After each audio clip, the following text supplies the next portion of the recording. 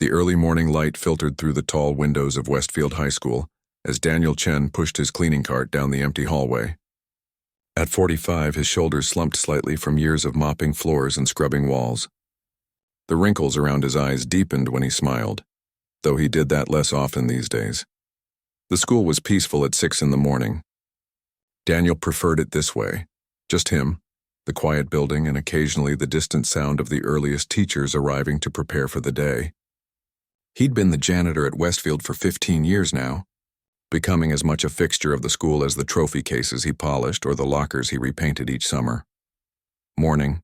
"Mr. Chen," called Mrs. Winters, the elderly math teacher who always arrived first. Daniel nodded politely. "Good morning." His voice was soft, barely loud enough to travel the short distance between them. Mrs. Winters was one of the few who consistently acknowledged him. Most people looked through him, their eyes sliding past as if he were just another doorway or water fountain, a necessary part of the school, but not someone to really notice. He didn't mind. In fact, he preferred the invisibility. It gave him freedom to observe and listen without expectations. He knew more about the students and teachers than anyone suspected. He knew which students struggled with their locker combinations, which teachers stayed latest grading papers, and which hallways were the busiest between classes. Daniel made his way to the music department, his favorite area to clean. Unlike the harsh fluorescent lighting of classrooms or the sweaty smell of the gym, the music rooms felt warm, almost sacred. He saved this section for last in his morning routine, allowing himself extra time here before students arrived. The main music room contained a beautiful grand piano, donated by a wealthy alumni 10 years ago. Daniel ran a clean cloth over its gleaming surface, careful not to scratch it. The school kept it tuned professionally, and it stood as the pride of their modest music program. Daniel glanced at the clock. 6:45 a.m. Still time. He looked toward the doorway, listening for approaching footsteps. Hearing none, he gently set aside his cleaning supplies and carefully opened the piano lid. His calloused hands hovered above the keys momentarily. Those hands didn't look like they belonged to a musician. They were rough, with short nails and hardened skin from years of handling cleaning chemicals and tools. Yet when his fingers finally descended to touch the keys, they moved with surprising grace. He began softly, a simple melody he'd composed years ago. Nothing fancy, just a gentle tune that rose and fell like peaceful breathing. But as he continued playing, his posture straightened.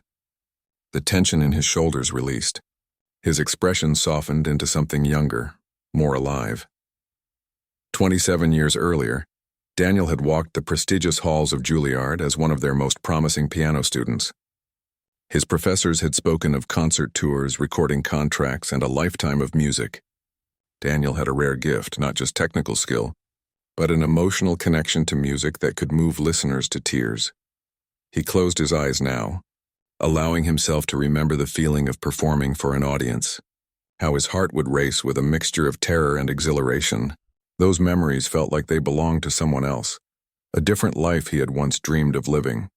The music grew more complex as his confidence returned. His left hand created a pattern of rhythmic chords while his right hand danced through an intricate melody. For these few stolen minutes, he wasn't a school janitor.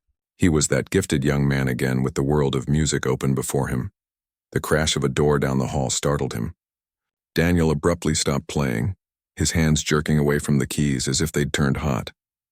He quickly closed the piano lid and returned to his cart, heart pounding.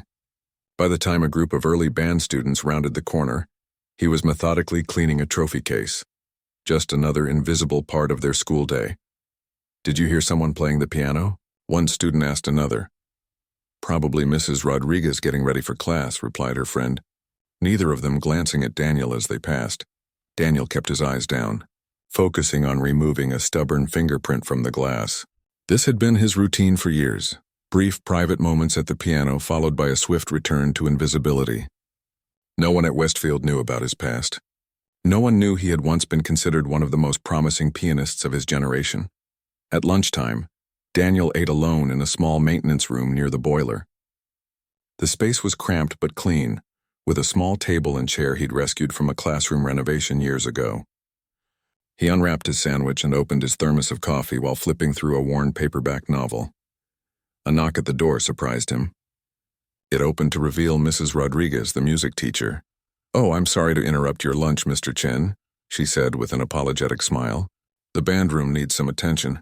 A few students spilled their drinks after morning practice." "I'll take care of it right away," Daniel replied, already rewrapping his half-eaten sandwich. "There's no rush. Finish your lunch first," Mrs. Rodriguez insisted. She hesitated, then added, "I've been meaning to ask. Sometimes in the morning I think I hear someone playing the piano before classes start. Is that you by any chance?" Daniel froze momentarily, then shook his head. "Must be some of the music students practicing early." Mrs. Rodriguez studied him with curious eyes. "It's beautiful playing, whoever it is. Reminds me of Chopin's style. Emotional, but technically precise." She smiled again. "Well, thank you as always, Mr. Chen." After she left, Daniel sat motionless, his appetite gone. He'd been careless, playing too long, too passionately. He needed to be more careful. That afternoon, as students rushed to catch buses and teachers gathered their materials to leave, Daniel cleaned the hallways with mechanical efficiency. His thoughts kept returning to that morning's close call with Mrs. Rodriguez. There had been a time when people came specifically to hear him play. At 20, he had performed as a featured soloist with the New York Philharmonic. Critics had called him a rare talent and the voice of his generation. His family had been so proud, especially his mother, who had worked extra shifts as a hospital cleaner to pay for his early piano lessons. Then came the phone call that changed everything. His mother's sudden illness.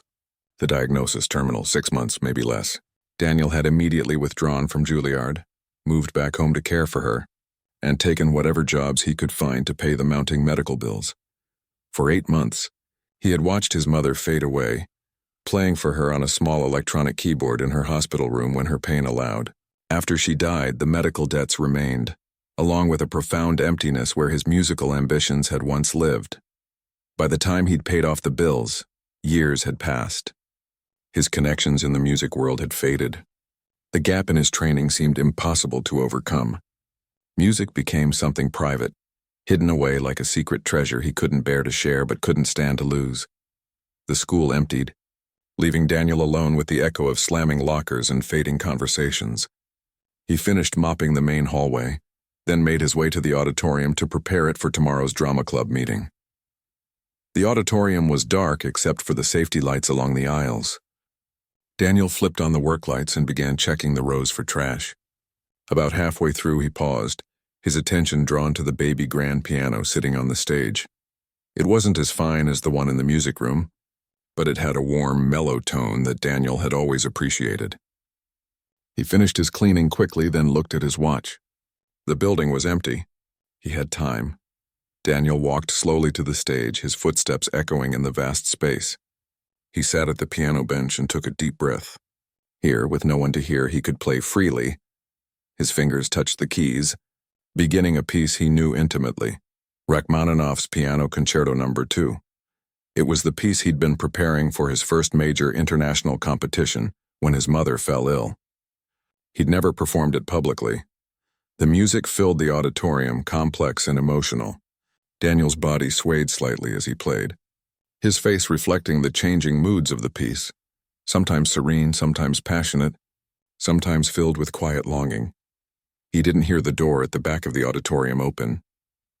Didn't notice the figure standing in the shadows, listening in amazement. Lost in the music, Daniel was transported to another world, one where his dreams hadn't been interrupted, where his gift hadn't been hidden away. As the last notes faded, Daniel sat motionless, eyes closed, savoring the feeling. Then a sound broke the silence, a single person clapping slowly from the darkness of the auditorium.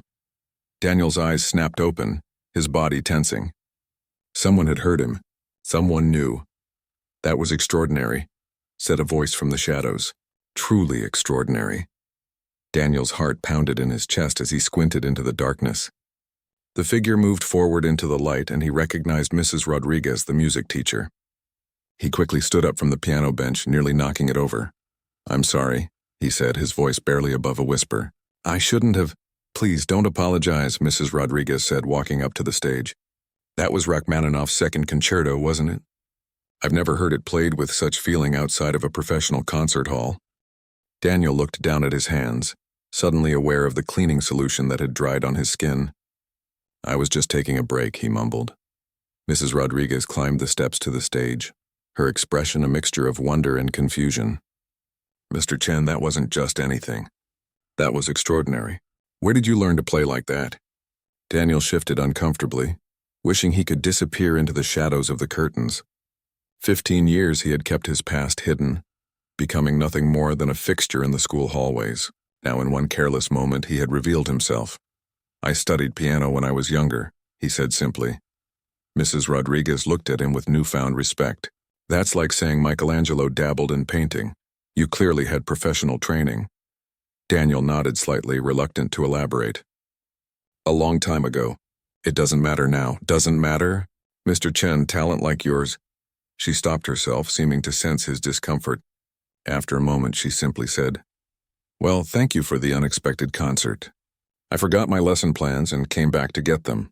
I didn't mean to intrude. No problem, Daniel replied, already moving toward his cleaning cart. I should get back to work. For the next few weeks, Daniel was especially careful. He arrived earlier to play the piano before anyone could catch him, and he made sure to finish quickly. Mrs. Rodriguez smiled at him differently now when they passed in the hallways, with a knowing look that made him nervous. But she respected his privacy and didn't mention what she had witnessed. Spring arrived, bringing warmer days and the excitement of end-of-year activities. Posters appeared on bulletin boards announcing the annual spring recital, a highlight of Westfield High's cultural calendar. This year was special. A former student named Thomas Lee, who had gone on to become a successful concert pianist, was returning to perform as the featured guest. Daniel read the poster while emptying a trash can nearby. He remembered seeing Thomas's name in music magazines years ago. The young man had talent, though Daniel could tell from the few recordings he'd heard that Thomas played with technical precision rather than emotional depth. Still, it was impressive that Westfield had produced a professional musician. The week before the recital, the school buzzed with activity. Extra chairs were brought into the auditorium. The piano was professionally tuned. Programs were printed with Thomas Lee's photo prominently displayed. Daniel went about his work quietly, but he couldn't help feeling a twinge of something, not quite jealousy, but perhaps regret for a path not taken. When he cleaned the music room after hours, he allowed himself to play just a few measures of the piece Thomas was scheduled to perform, his fingers remembering notes he hadn't consciously studied. The day of the recital arrived. Daniel came to work early to make sure the auditorium was spotless. He vacuumed between the seats, wiped down the stage, and even polished the piano until it gleamed under the lights. By afternoon, the space was ready for the evening's performance. Daniel was mopping the backstage area when Mrs. Rodriguez burst through the door, her face pale with worry. Principal Wallace followed close behind her, looking equally concerned. This is a disaster, the principal was saying. Half the school board is coming, not to mention parents and that reporter from the local paper. I've tried calling everyone I know, Mrs. Rodriguez replied, not noticing Daniel in the shadowy corner. It's such short notice. No one can fill in. Daniel continued mopping, trying to make himself invisible as usual, but curiosity made him listen more closely. What exactly did Thomas say? The principal asked. Mrs. Rodriguez sighed heavily. He's in the emergency room with severe food poisoning. There's no way he can perform tonight. He sounded terrible, poor guy. Can we cancel? With 3 hours to go? People are already planning their evenings around this, and the music department needs the ticket sales for new instruments next year. The principal ran a hand through his thinning hair. What about the student performers? Can they play longer sets? They're already nervous enough. Asking them to prepare more pieces on such short notice would be unfair. Besides, Thomas was our headline act. Daniel accidentally bumped his mop bucket, making a small noise. Both educators turned to look at him. Oh, Mr. Chen, Mrs. Rodriguez said, a flash of recognition crossing her face. I didn't see you there. Sorry, Daniel mumbled, returning to his mopping. The principal sighed again. Well, we'll have to make an announcement at the beginning. People will be disappointed, but they'll understand. As they turned to leave, Mrs. Rodriguez suddenly stopped. She looked back at Daniel, who kept his eyes firmly fixed on the floor he was cleaning. Wait, she said quietly. Then louder. Wait, I have an idea. The principal turned back. What is it? Mrs. Rodriguez hesitated, then said, Mr. Chen, could I speak with you for a moment? Daniel looked up, a feeling of dread settling in his stomach. He knew what she was thinking. Mr. Chen is an incredibly talented pianist, Mrs. Rodriguez explained to the confused principal. Our janitor? Principal Wallace looked doubtful. Yes, I heard him play once. He's remarkable. Both of them were looking at Daniel now.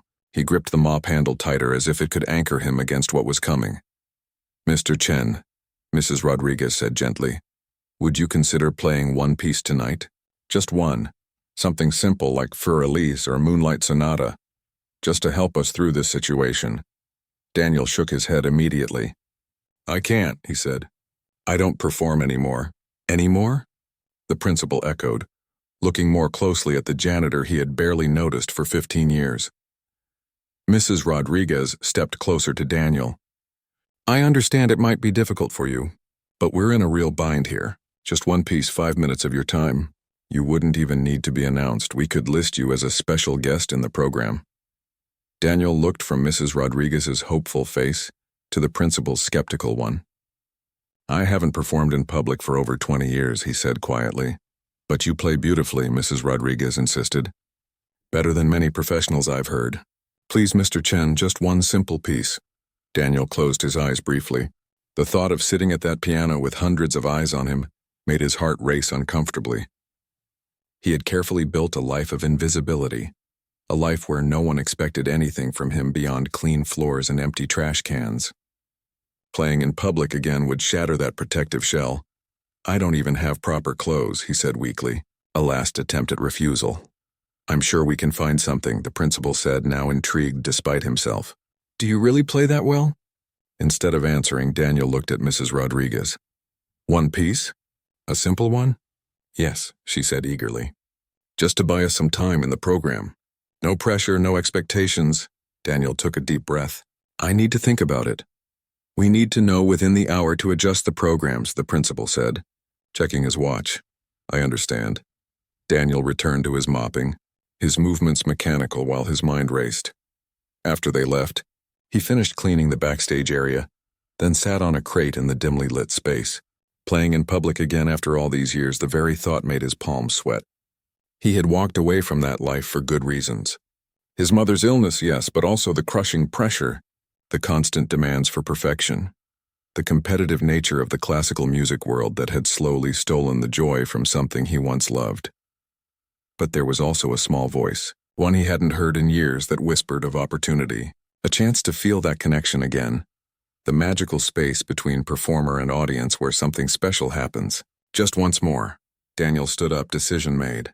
He walked to the music office where he knew Mrs. Rodriguez and the principal were frantically making calls. They looked up as he entered. One piece, he said quietly, something simple. And I don't want my name in the program. Mrs. Rodriguez's face lit up with relief and excitement. Thank you, Mr. Chen, you're saving us. As Daniel turned to leave, the principal asked, Where did you study music, Mr. Chen? Just out of curiosity. Daniel paused at the doorway, his back to them. Juilliard, he said softly, then walked away before he could see their shocked expressions. The hours before the recital passed in a blur for Daniel. After his agreement to perform, Mrs. Rodriguez had rushed him to the drama department where they found a simple black button-up shirt and slacks that almost fit him. The clothes felt strange after years of wearing his gray janitor's uniform, like he was putting on a costume for a role he'd long ago forgotten how to play. You don't have to do this, Mrs. Rodriguez told him as they stood in a small room behind the stage. Outside, the murmur of the arriving audience grew louder. If you've changed your mind, we'll understand. Daniel shook his head. I said I would. His voice was steady, but his hands trembled slightly as he fastened the unfamiliar shirt buttons. Principal Wallace poked his head in. Nearly full house, he said, sounding impressed. The school board members are all here, front row. Oh, and there's a reporter from the local paper with a photographer. He looked at Daniel with newfound curiosity. Mrs. Rodriguez tells me you studied at Juilliard. Were you planning to become a professional pianist? Daniel nodded slightly. A long time ago. What happened? Life happened, Daniel replied simply, not wanting to share the story of his mother's illness and death with someone who hadn't bothered to learn his name in 15 years. The principal seemed about to ask more questions when a student knocked on the door. 10 minutes until curtain, Mrs. Rodriguez." "Thank you, Andy," she replied. To Daniel, she said, "I'll introduce you as a special guest. You'll be our third performer after 2 student pieces." Daniel nodded, trying to control his breathing. It had been 23 years since he'd performed for an audience. Back then, he'd been a different person, young, confident, his whole future stretched before him like an endless road of possibilities. Mrs. Rodriguez squeezed his shoulder gently. "Just one simple piece, remember? No pressure." As she and the principal left, Daniel closed his eyes and tried to center himself. He could hear the audience filing in, the scrape of chairs, the hum of conversation. The familiar sounds triggered memories of concert halls and recitals from another lifetime. To calm himself, he mentally played through Für Elise, the piece he had agreed to perform. Simple, familiar, something any decent pianist could play. Nothing like the complex pieces he had once mastered at Juilliard. Nothing that would draw too much attention, all too soon. He heard Mrs. Rodriguez welcoming the audience, explaining that their special guest, Thomas Lee, had unfortunately fallen ill, but that the show would go on with their talented students and a surprise performer. Daniel barely registered the first 2 performances. A nervous freshman playing a simple Mozart piece, followed by a more confident junior performing a Debussy prelude. Then came the words he was dreading. "And now, ladies and gentlemen, we have a special guest performer who has kindly agreed to help us out tonight. Please welcome him to the stage, no name as he had requested." Just polite applause as Daniel walked stiffly from the wings. The bright lights momentarily blinded him, but as his eyes adjusted, he could see hundreds of faces looking at him with mild curiosity. He recognized parents, teachers, students, people who had passed him in hallways for years without really seeing him. A murmur of confusion rippled through the audience as they recognized the school janitor. Daniel saw a few people lean toward each other, whispering behind their hands. The school board members in the front row looked particularly perplexed. Daniel sat at the bench, adjusting it slightly. The piano gleamed under the stage lights, its lid raised to project the sound better. He placed his hands on the keys, noticing how rough and work-worn they looked compared to the elegant white and black of the piano. For a moment, he simply sat there, frozen. The silence in the auditorium grew heavy, uncomfortable. Someone coughed. Daniel could feel sweat beading on his forehead. Then he closed his eyes and began to play. The familiar notes of Für Elise filled the space. He played it correctly but mechanically at first, his fingers stiff with tension. It was like his body had forgotten how to perform, how to translate the music in his head into sound. Halfway through the piece, something shifted inside him. Perhaps it was muscle memory taking over, or perhaps it was the feeling of the piano responding to his touch after so many years of playing in secret. The tension in his shoulders began to ease. His breathing deepened. His fingers became more fluid, more expressive. As he neared the end of Für Elise, Daniel opened his eyes.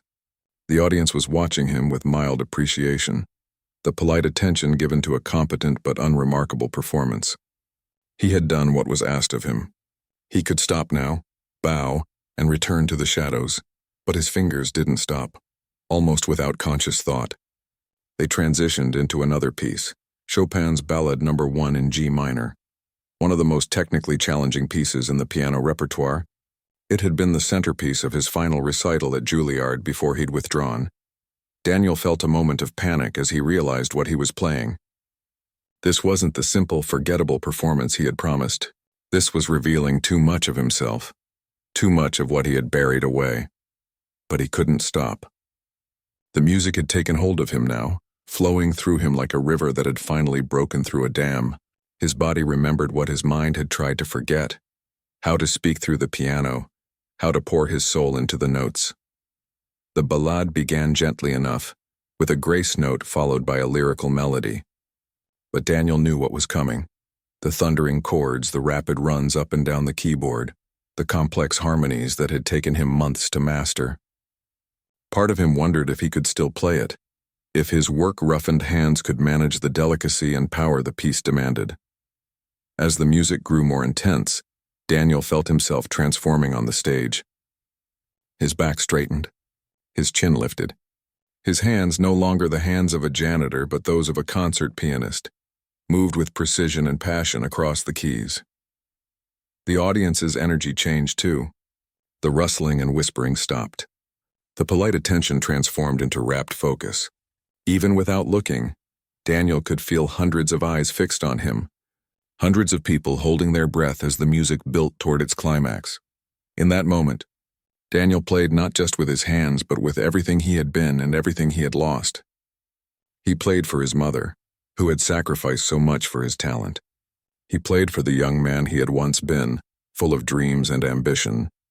He played for all the years of silence and invisibility. The most technically demanding section approached, a series of rapid octave passages that required both speed and power. In his practice room at Juilliard, Daniel had sometimes struggled with this part, his left hand cramping, his right hand missing notes when fatigue set in. But tonight, something magical happened. His hands knew exactly what to do, as if they had been secretly practicing all these years while he mopped floors and emptied trash cans. The notes flowed from his fingers with a clarity and precision that surprised even him. As he thundered through the piece's dramatic coda, Daniel was no longer aware of the audience, the stage, or even his own body. He existed only as a conduit for the music, a vessel through which Chopin's genius could speak to the present. The final chords resonated through the auditorium, powerful and definitive. Then silence, complete and absolute. Daniel sat motionless at the piano, his hands still hovering above the keys, his heart pounding. The silence stretched for several seconds, so profound he could hear the blood rushing in his ears. Then someone gasped. Someone else whispered, "Oh my God." And suddenly the entire auditorium erupted in applause. Not the polite, measured clapping that had followed the student performances, but a roaring wave of sound. People rose to their feet, some calling out in appreciation, others simply staring at him in disbelief. Daniel blinked, momentarily confused by the response. He had become so lost in the music that he had forgotten where he was, who he was supposed to be. The janitor who had been invisible for 15 years was now the focus of every eye in the room. Mrs. Rodriguez stood in the wings, tears streaming down her face. Even Principal Wallace looked stunned, his mouth slightly open as he applauded with the rest. The applause continued, showing no signs of stopping. Daniel finally remembered to stand and bow awkwardly, unused to such attention. As he straightened, he caught sight of a student pointing at him, saying to her friend, "That's Mr. Chen, he cleans our classroom." The friend shook his head in amazement. "Not anymore, he doesn't, not after this." Daniel turned to leave the stage, his legs unsteady. As he reached the wings, Mrs. Rodriguez grabbed his hands, her eyes shining. "I don't even have words," she said. "Why didn't you tell anyone?" "All these years." Daniel looked back at the still applauding audience, feeling strangely light, as if a weight he had carried for decades had finally been lifted. "I didn't know I could still play like that," he said softly. "I didn't know I still had it in me." Daniel stood backstage, his heart still racing as the applause continued. It had been 5 minutes since he'd left the stage, yet the audience showed no signs of quieting down. Mrs. Rodriguez touched his arm gently. "They want you back out there," she said, her eyes still shining with tears. "For a bow." "It's customary." Daniel shook his head. "I can't." But Principal Wallace, who had appeared beside them, said firmly, "Mr. Chen, I think you need to go back out. I've never seen our audience like this. Never." Reluctantly, Daniel walked back onto the stage. The applause swelled impossibly louder. Students were on their feet, some whistling, others calling out. Parents beamed and clapped enthusiastically. The school board members in the front row looked at each other in astonishment. Then back at the janitor they'd barely noticed for 15 years. Daniel gave a quick, awkward bow and retreated, but not before noticing a man in the third row with a camera, the local newspaper reporter. He was speaking excitedly into his phone while his photographer snapped photos. Backstage again, Daniel leaned against the wall, suddenly exhausted. The adrenaline that had carried him through the performance was fading, leaving him drained and slightly dizzy. "You should sit down," Mrs. Rodriguez said, guiding him to a chair. "What you just did out there, it was extraordinary." "I didn't mean to play that piece," Daniel admitted quietly. "I was only supposed to play Fur-Elise." "Thank goodness you didn't stop there," Principal Wallace said. He looked at Daniel with new eyes, as if seeing him for the first time. Mrs. Rodriguez mentioned you studied at Juilliard, but what we just heard goes beyond education. That was art of the highest level. Students began pouring backstage, surrounding Daniel with wide eyes and excited questions. Mr. Chen, where did you learn to play like that? Have you recorded any albums? Could you teach me that piece? Daniel felt overwhelmed by the attention. For 15 years he had been invisible, moving through the school like a shadow. Now suddenly everyone was looking at him, talking to him, wanting something from him. Mrs. Rodriguez sensed his discomfort and gently dispersed the crowd. Let's give Mr. Chen some space. He needs to rest before the reception. Reception? Daniel echoed weakly. After every recital we have cookies and punch in the cafeteria, she explained. People will want to talk to you. Daniel didn't know if he could face more questions, more attention. But before he could protest, he saw a girl hovering nearby, clutching a program. She was one of the student performers, a serious young pianist who had often stayed late to practice. Mr. Chen, she said hesitantly, I just wanted to say, I've been practicing piano for 8 years and I've never heard anyone play with that much feeling. Not even in recordings. It was like you were telling a story with the music. Her simple words touched him more deeply than all the applause. Thank you, he said softly. I was going to quit piano next year, she continued.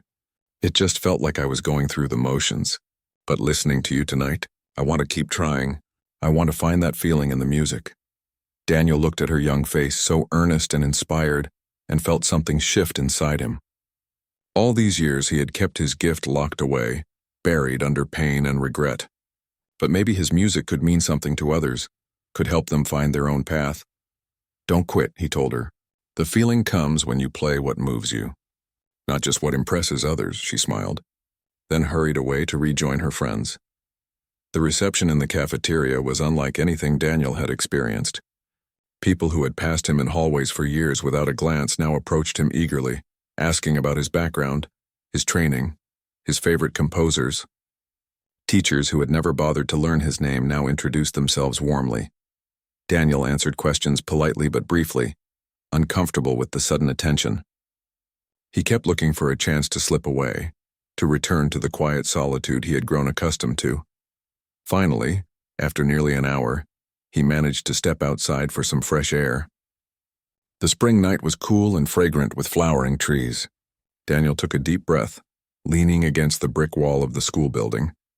The door opened and Mrs. Rodriguez joined him. For a moment they stood in companionable silence. You should have been performing all these years, she said finally. Not mopping floors, Daniel shook his head. It's not that simple. Because of your mother's illness? She asked gently. He looked at her, surprised. How did you know? I did some research after I first heard you play. Found an old article about a promising young pianist who withdrew from Juilliard to care for his sick mother. There was a photo. She smiled slightly. You had more hair then. Daniel ran a hand over his thinning hair, feeling strangely exposed. His carefully constructed privacy had been breached, first by his impulsive performance and now by Mrs. Rodriguez's research. That was a long time ago, he said. But your talent didn't disappear, she pointed out. It's been there all along, waiting. Daniel thought about the years he had spent in silence, playing only when he was sure no one could hear. At first, after his mother died, playing had brought back too many painful memories. Later, he had convinced himself it was too late to return to music professionally, that the gap in his training was too large to overcome. I made my choices, he said finally. I don't regret taking care of my mother. Of course not, Mrs. Rodriguez agreed. But now maybe it's time for new choices. Before Daniel could respond, the door opened again. Principal Wallace stepped out, accompanied by a distinguished-looking older man in an expensive suit. Ah, here he is, the principal said.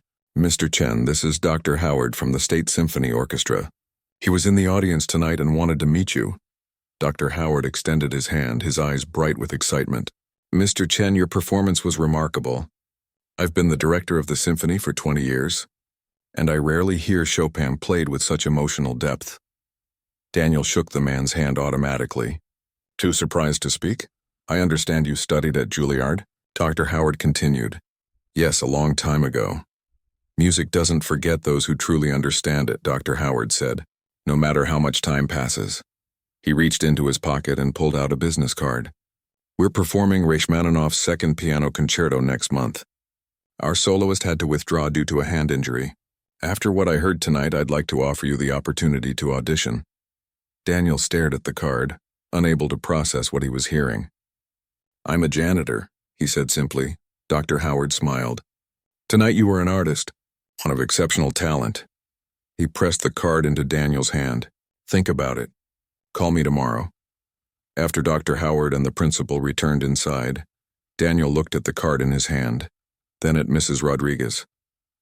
This can't be happening, he said. But it is, she replied. The question is, what will you do about it? Daniel didn't have an answer. His carefully ordered world had been turned upside down in a single evening. For years he had lived a quiet, invisible life, finding peace in the predictable routine of his job and playing piano, only in stolen moments of privacy. Now, suddenly, doors were opening that he had believed permanently closed. The thought of performing with a professional orchestra after so many years away from music terrified him. What if he failed? What if his talent, dormant for so long, had diminished more than he realized? What if he couldn't handle the pressure, the attention, the expectations? Yet beneath the fear was something else, a tiny spark of excitement, of possibility. The feeling he had experienced on stage tonight of being fully alive, fully himself after years of hiding. The connection with the audience, the way his music had touched them, especially the young student who had decided not to quit piano because of his performance. Mrs. Rodriguez seemed to read his thoughts. You don't have to decide everything tonight, she said gently. But Daniel, she had never used his first name before. Don't close the door on this opportunity before you even look through it. The door opened once more and a custodial worker, one of Daniel's colleagues, poked his head out. Hey, Chen, he said. There's some spill in the cafeteria needs cleaning up. You want me to handle it or are you coming back in? Daniel looked at the card in his hand, then back at his coworker. In that moment, two paths stretched before him. The familiar one he had walked for 15 years and a new one, frightening but filled with possibilities. I'll be there in a minute, he said finally. He carefully tucked Dr. Howard's card into his pocket. Tomorrow would be time enough for decisions. Tonight he still had a job to do. But as he followed his coworker back inside, Daniel knew that whatever he decided, he could never go back to being invisible. His secret was out, his gift revealed. Whether he wanted it or not, his life had changed forever. Daniel arrived at school the next morning at his usual time, just before 6. He had slept poorly, his mind replaying the previous night's events over and over.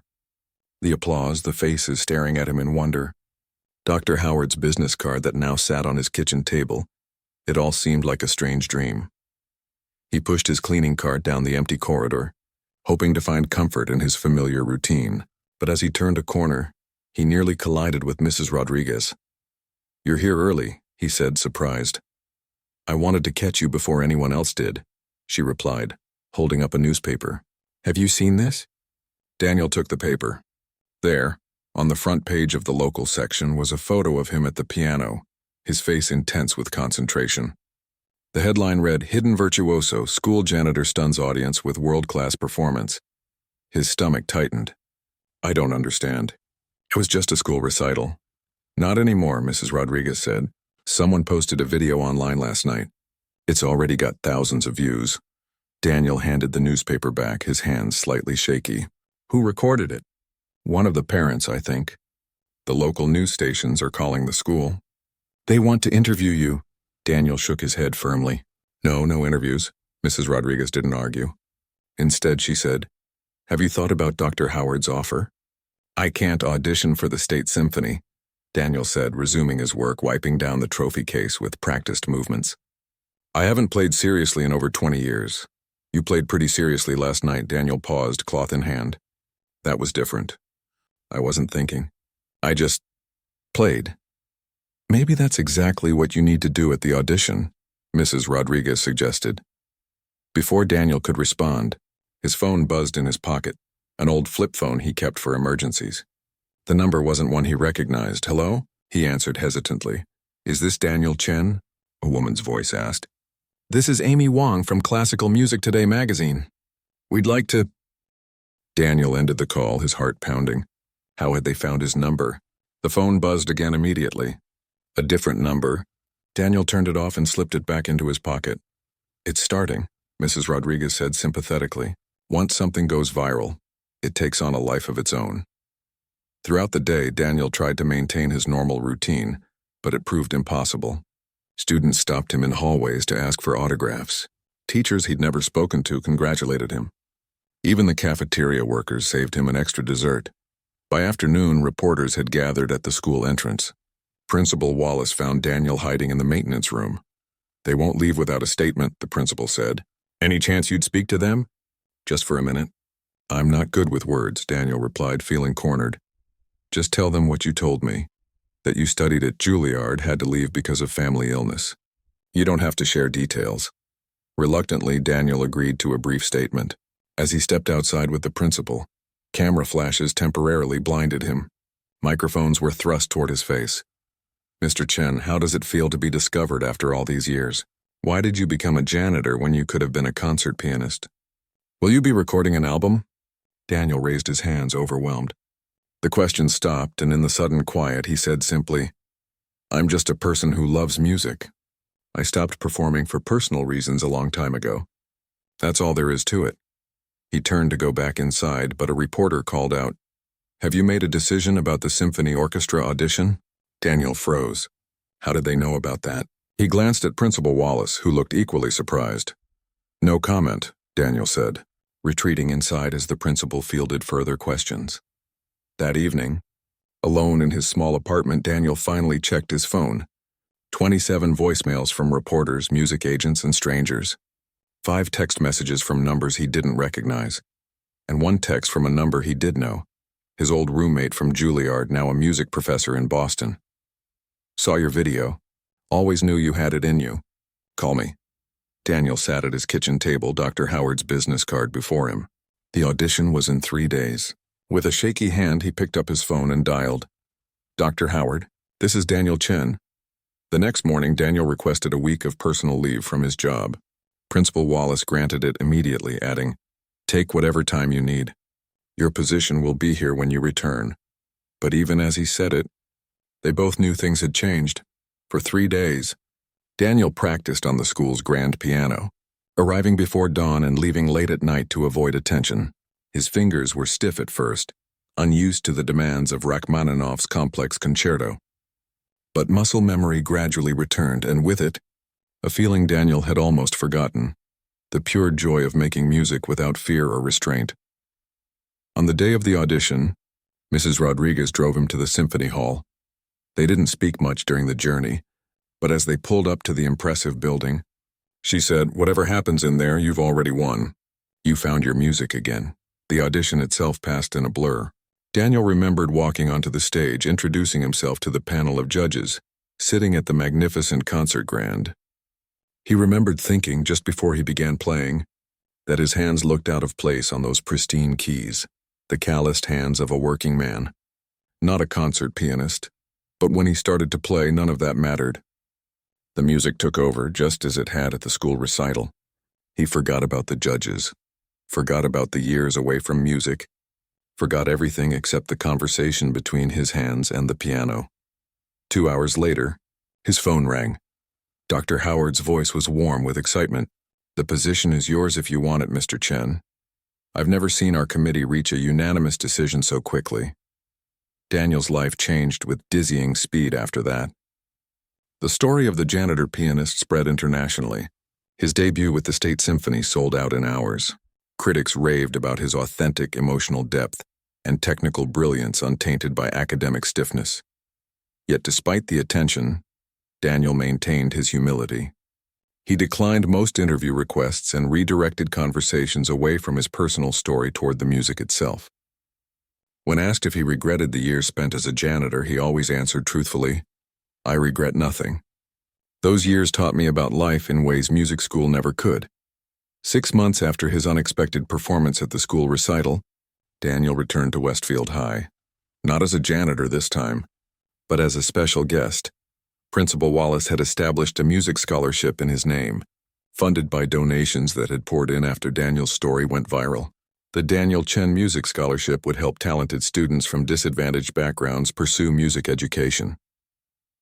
At the ceremony, Daniel felt strange standing on the auditorium stage in a suit instead of his gray uniform. Looking out at the audience, he spotted many familiar faces, teachers, students, and his former custodial colleagues sitting proudly in the front row. After the speeches and presentations, Daniel sat at the same piano where his life had changed 6 months earlier. The piece he chose to play wasn't showy or technically demanding. It was a simple, beautiful melody he had composed himself, inspired by his journey from darkness back into light. When he finished, the applause was warm, but not overwhelming. Daniel preferred it that way. As people mingled at the reception afterward, Mrs. Rodriguez approached him. "So how does it feel to be a professional musician again?" she asked. Daniel considered the question. "Different than before. When I was young, I played to impress others, to build a career. Now I play because the music needs to be shared." "Will you keep performing?" "Yes, but not full-time," Daniel replied. "I've accepted a teaching position here at the school, starting next semester. 2 days a week." Mrs. Rodriguez looked delighted. "Really, that's wonderful." Daniel smiled. "I'll still have my concert schedule, but teaching feels important. Especially here where it all started again for me." As they talked, a shy student approached, clutching sheet music. "Mr. Chen, I was wondering if you could give me some advice on this piece. I'm having trouble with the middle section." "Of course," Daniel said, excusing himself from Mrs. Rodriguez. As he sat with the student at a practice piano in the corner, showing her how to approach the difficult passage, Daniel felt a deep sense of contentment.